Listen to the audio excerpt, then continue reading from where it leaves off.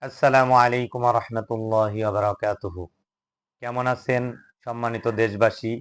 আপনাদের দোয়ায় আমি মোহাম্মদ মনিরুজ্জামান ভালোই আছি। আজকে আপনাদের মাঝে আরেকটা নতুন ভিডিও নিয়ে আসলাম। এটা আমি যেখানে চিকিৎসা দেই, প্রায় বসে থাকি। আমার পাশে আরেকটা লোক, উনি পুরাতন তালার হারিয়ে যাওয়া চাবি এগুলা বানায় এবং গ্যাস লাইটে গ্যাস ভরে। তো ওনার নামটা আমি সঠিক জানি না যদিও। ওনাকে সবাই গ্যাস মোল্লা বলে ডাকে। তো এটা আসলে ঠিক না, যদিও আমিও বলে ফেললাম, আল্লাহ তাআলা মাফ করুক। কারণ একজন মানুষের নাম, এই নাম থেকে বেনামে ডাকা এটা কবিরা গুনার মধ্যে পড়ে। আস্তাগফিরুল্লাহ।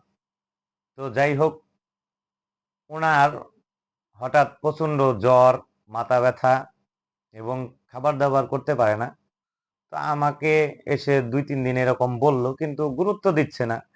যার অসুখ সে যদি ওষুধ না নেয়, আমি কিভাবে তাকে জোর করে ওষুধ দেই?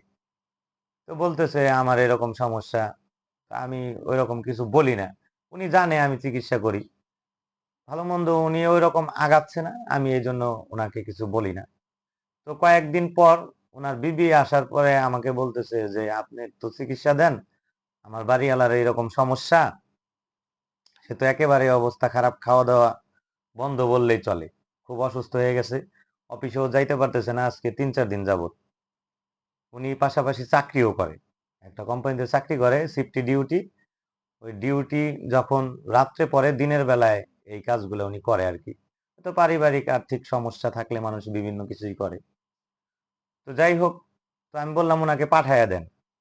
তো উনি আসলো, আসার পরে দেখতেছি যে ঐরকম এই প্রত্যেক দিনের মতোই খুব একটা গুরুত্ব দিচ্ছে না। আমি তখন নিজে থেকেই বললাম যে, "ভাই কি কোনো সমস্যা?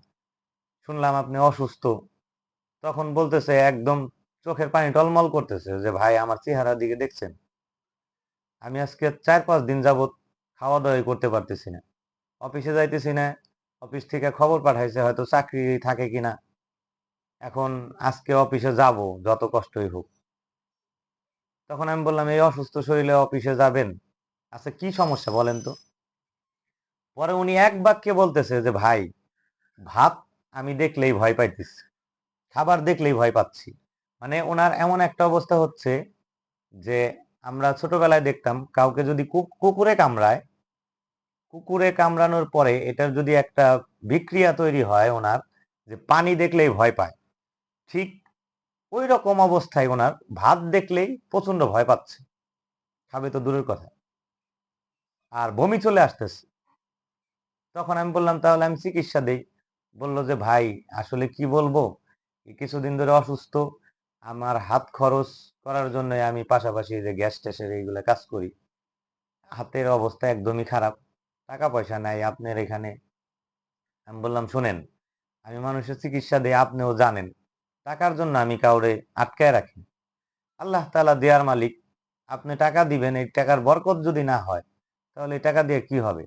আপনি সুস্থ হন, আল্লাহ তাআলা সুস্থ করুক। এরপর যদি আপনার মনে চায় আপনি দিয়েন, না মনে চাইলে না দিয়েন। এখানে কোনো কিছু করার দরকার নেই। তারপরেও উনি টাকা দেওয়ার আগ্রহ দেখাইলো। কয়েকটা জায়গায় ফোন দিল হয়তো উনার পরিচিত লোক। তো কেউ সাড়া দিচ্ছে না। আমি বললাম, "ভাই এগুলা বাদ দেন। আপনি বসেন, আমি আপনার রুকিয়া করে দেই, লেবু করে দেই। যদি আল্লাহ তাআলা দয়া করে, আল্লাহ তাআলার ফজল আর করম হয় আপনি সুস্থ হয়ে যাবেন। চিন্তা করেন না ৩ দিনের মধ্যেই কাজ হবে।" তখন ওনাকে আমি রুকিয়া করলাম, লেবু পরে দিলাম। উনি বাসায় চলে গেল। উনি বাসায় চলে যাওয়ার পরে উনার বিবি আবার এদিকে আসছিল। বলল যে, "টাকা দিছে?" আমি বললাম যে, "না।" কয়, "আসলে ভাই উনার হাতের অবস্থা ভালো না। আসলে উনি ঐরকম লোক না। টাকা পয়সা ছাড়া বা বাকি যত কষ্টই হোক, এগুলা উনি পছন্দ করে না। এজন্য আপনার এখানে আসে নাই। আমি জোর করে পাঠাইছি। তো তারপরেও একটু রাগ আমার সাথে।" আমি বললাম, "না সমস্যা নাই। আল্লাহ তাআলা ভালো করবে ইনশাআল্লাহ, ভালো হয়ে যাবে।" তো আলহামদুলিল্লাহ ২ দিন পর উনার সাথে দেখা। উনার অনেকটাই সমস্যা সমাধান হয়ে গেছে।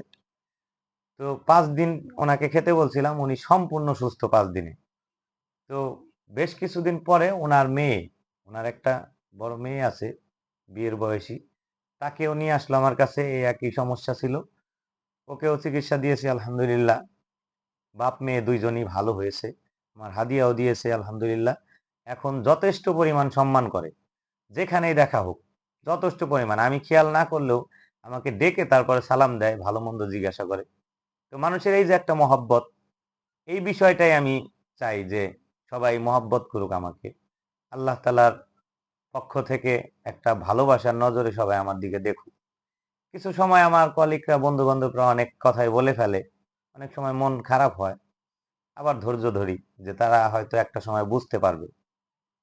কারণ দুনিয়াতে আল্লাহ তাআলা যত ভালো মানুষ পাঠাইছেন, তারা জীবিত থাকা অবস্থায় বা তারা কাছে থাকা অবস্থায় কেউ তাদের কদর বুঝতে পারে না। তো আজকে এই ভিডিওটা এতটুকুই ছিল। এই পর্যন্তই। যাদের এরকম সমস্যা হয় তারা আমার সাথে ফোনেও যোগাযোগ করতে পারেন। সবাই ভালো থাকবেন, সুস্থ থাকবেন। আসসালামু আলাইকুম ওয়া রাহমাতুল্লাহ।